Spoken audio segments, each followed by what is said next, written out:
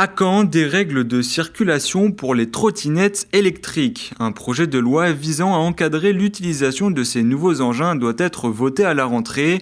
En attendant, certaines municipalités bretonnes ont déjà pris leurs dispositions. À Lorient, un arrêté a banni les trottinettes des trottoirs. Pas de mouvement du côté de Nantes et Saint-Brieuc tant qu'il n'y aura pas de cadre juridique.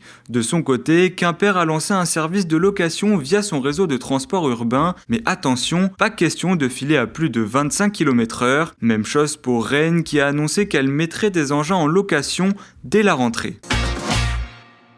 Un important incendie a ravagé l'entreprise Saga à Merdrignac ce mardi. Selon la gendarmerie, le feu aurait pris dans les combles de l'usine spécialisée dans la transformation et la découpe de viande et volailles.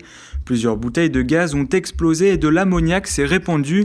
Une cinquantaine de pompiers étaient sur place. Aucun blessé n'est à déplorer. Toutefois, 30 personnes se retrouvent au chômage technique.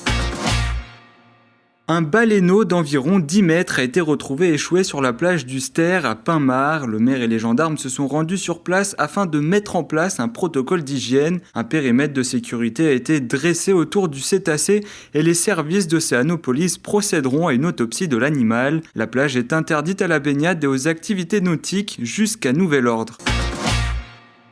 Et dans l'avalanche des rendez-vous du 15 août, il y a bien sûr les fêtes d'Arvor de Vannes. Elles auront lieu du mercredi 14 à 14h aux dernières heures du jeudi 15.